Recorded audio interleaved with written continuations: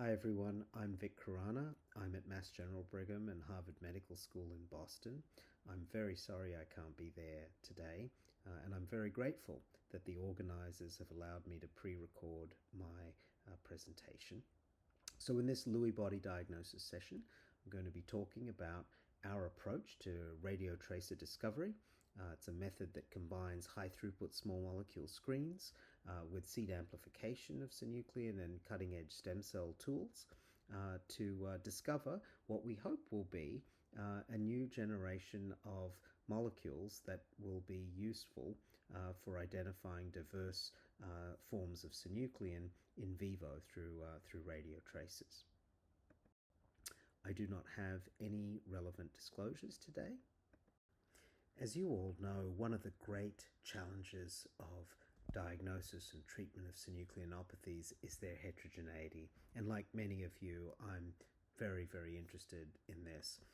This is, of course, different synucleinopathies, but it's also within a synucleinopathy. In this case, in Parkinson's disease, this is from the Michael J. Fox Foundation cohort. You can see just by looking at the UPDRS scores of this carefully curated group of patients who are, very close to their motor onset of disease, there are strikingly different trajectories. And like many of you, I wonder if there are molecular subtypes here. In our group, we divide the pillars of heterogeneity, as it were, into complex genetic background, environmental exposures, and also into the different conformational strains of alpha-synuclein, which is where I'll be focused mostly today. This type of slide, this one I borrowed from Virla Berkeland, doesn't need any introduction. As you all know, cryo-EM has revealed that there are strikingly different alpha-synuclein strains among different synucleinopathies.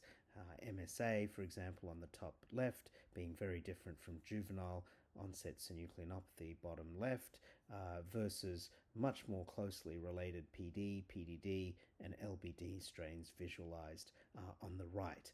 And so clearly there's conformational diversity. The question is can we capture it with similarly diverse radiodiagnostic library?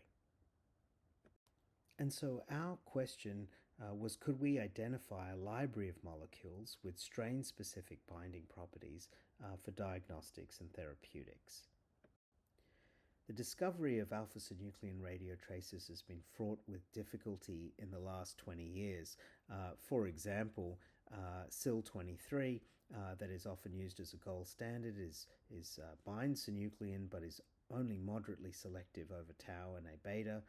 This is often the case with other molecules as well. The AC immune molecule, many of you may be familiar with that, on the top right, is really interesting but seems much more useful for MSA, and particularly MSA cerebellar type versus Lewy body disease. And so in 2019, the Michael J. Fox Foundation teamed up with Ken Griffin's family office to try and boost discovery here, and we were a recipient of this award, and I shared that with my colleagues Changning Wang, Steve Gompertz, and Tim Bartels, and I'll tell you a little bit about that now.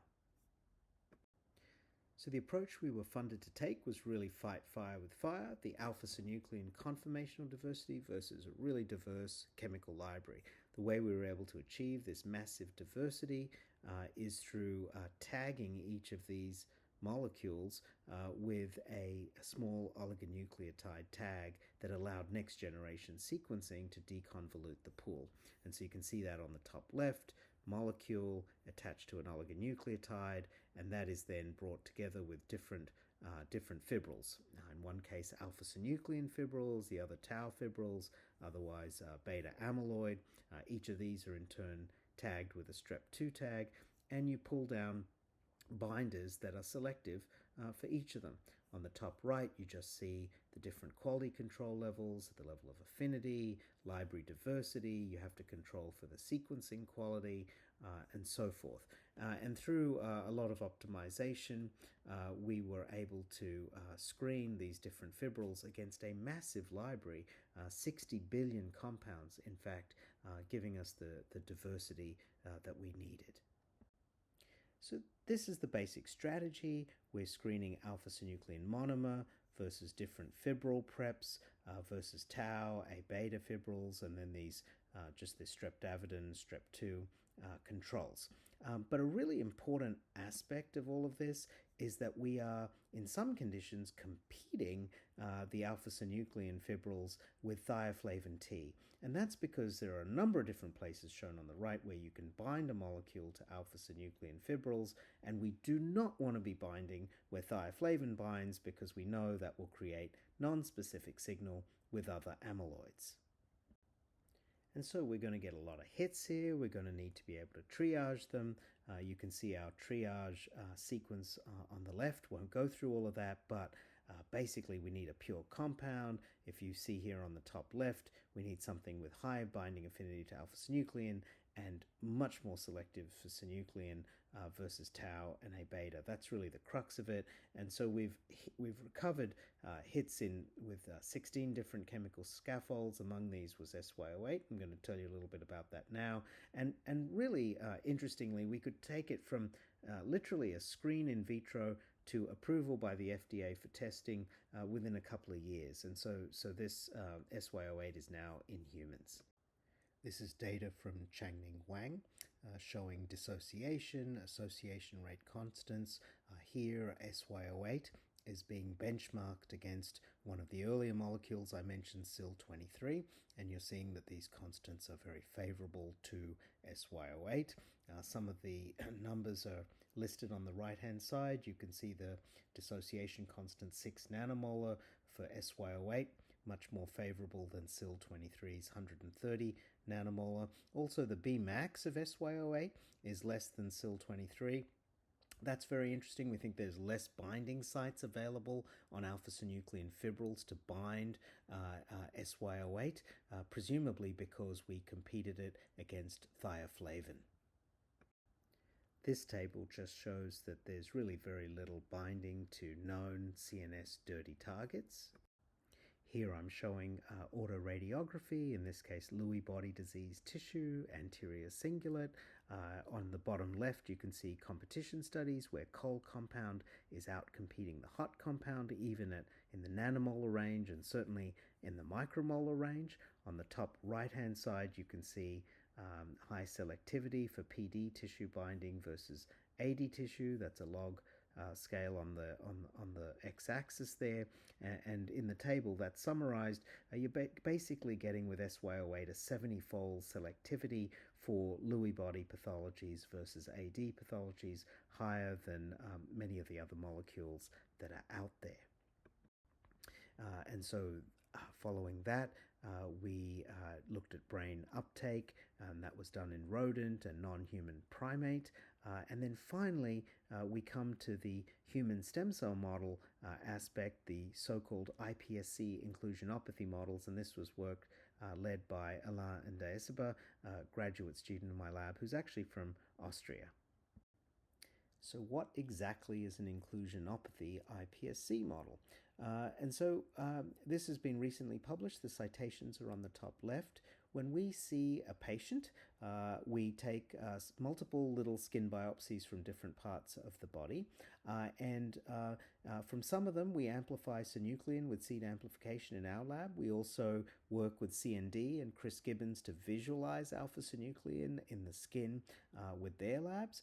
But we also make iPSC models from the patients that can rapidly form advanced alpha-synuclein pathologies. And the reason is that they are boosted for synuclein expression.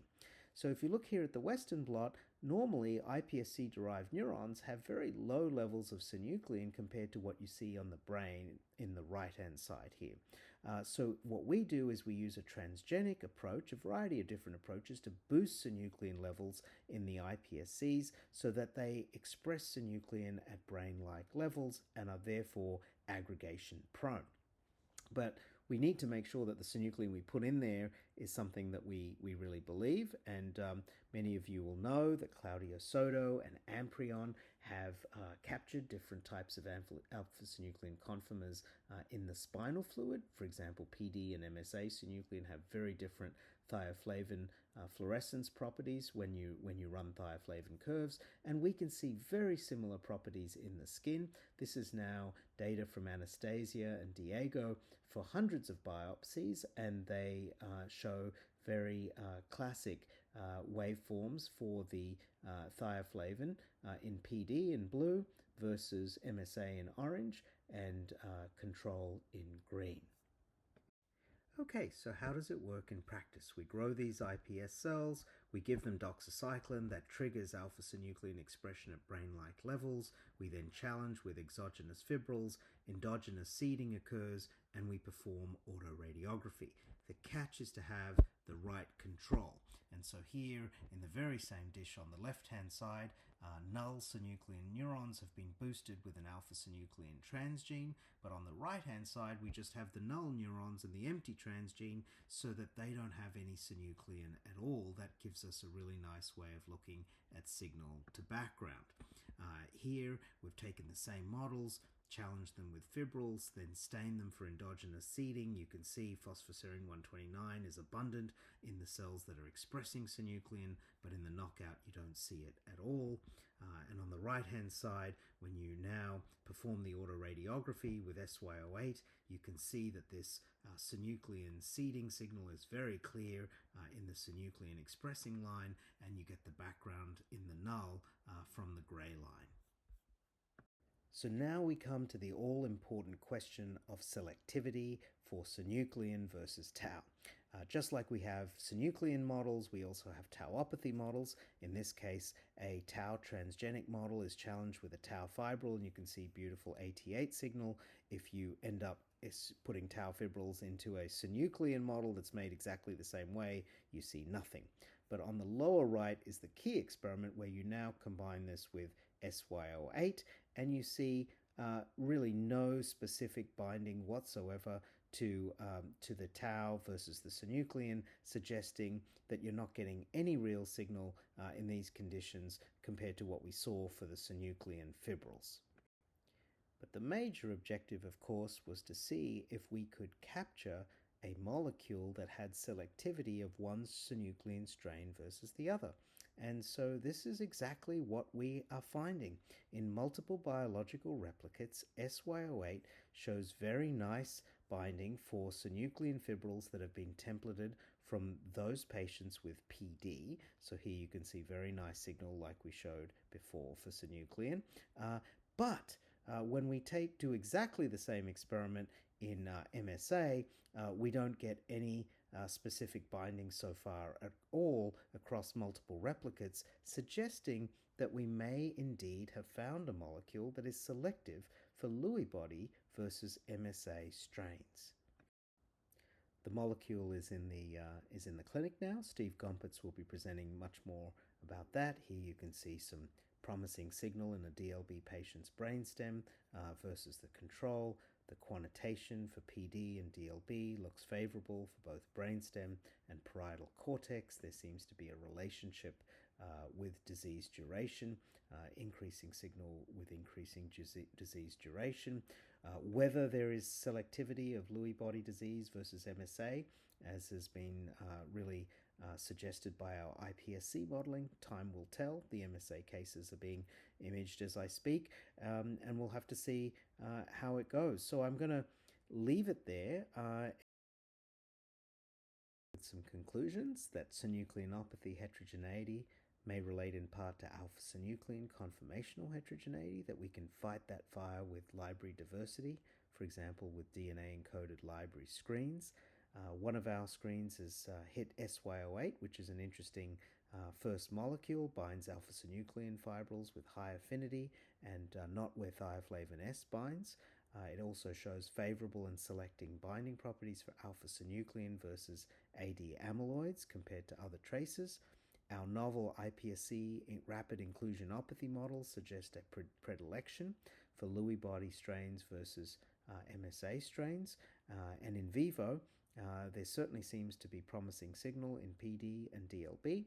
We'll have to see soon whether that extends to MSA or whether that selectivity in the dish is recapitulated by selectivity in humans in vivo. And we've got hundreds of additional molecules with lots of different scaffolds to explore. So we're very excited about that. Final shout out to the Michael J. Fox Foundation, and thanks to all of you. Bye-bye now.